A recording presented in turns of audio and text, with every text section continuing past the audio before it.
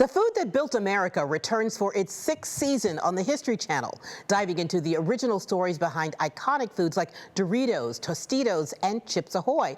And today we're joined by culinary expert and food historian Adam Richman to chat about the exciting new season. Welcome, Adam. How are you today? I'm great. Thank you so much for having me.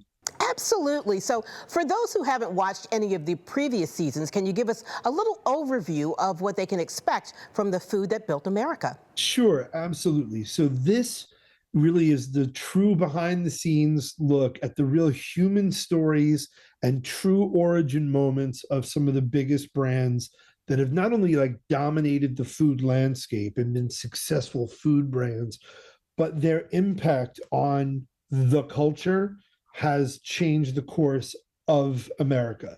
So, and people go, oh, I don't know how could a sauce change a culture? But that's the thing, is that we actually show and talk to other experts in the field where you can realize how, for example, David Pace, played for Tulane. I believe he played in the first ever Rose Bowl.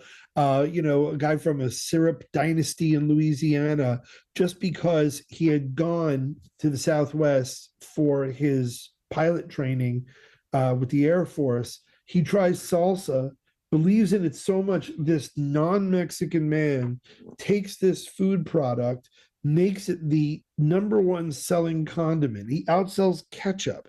And the idea of the audacity to do that, and the fact that I don't think an American grocery store anywhere in the United States doesn't have salsa. So to think about how one moment of ingenuity suddenly moves the palate of the country in a different way, how Mexican Americans or Mexican immigrants now have a foothold because people know their cuisine and their culture, how the most iconic of American days, like the Super Bowl or a 4th of July barbecue, you need to have chips and salsa and guac.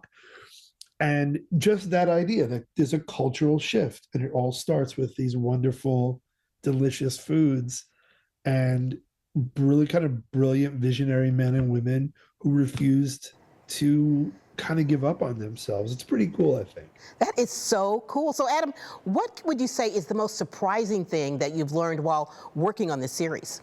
It's funny, I get this question quite a bit, and I genuinely don't know if I could point to one. I think I'll start to say one, and I'll go, oh, actually, I don't know. So, for example, I always thought the Icy and the Slurpee were competing entities, but I hesitate to give away too much because I want people to see it. But the truth of the matter is, they're both created by the same person, but the guy from 7-Eleven is the son of the founder.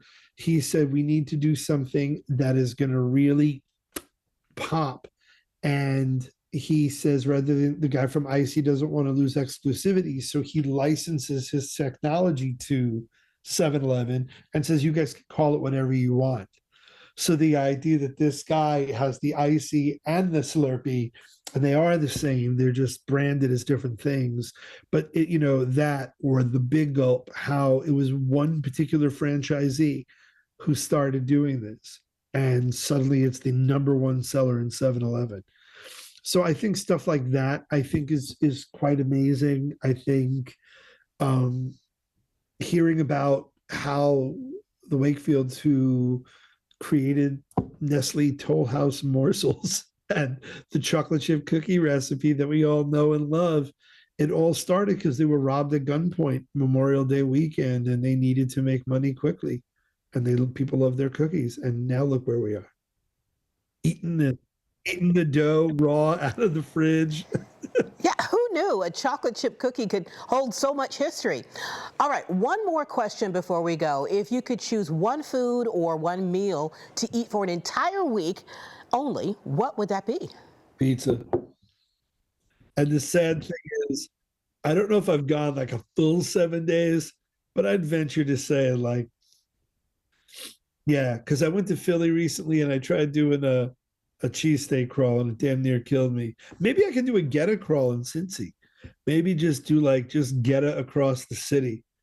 But truthfully, I would just kind of go to Tom and She and just try every grilled cheese on the menu and then go back to like my hotel room at the Cincinnati and just kind of cry.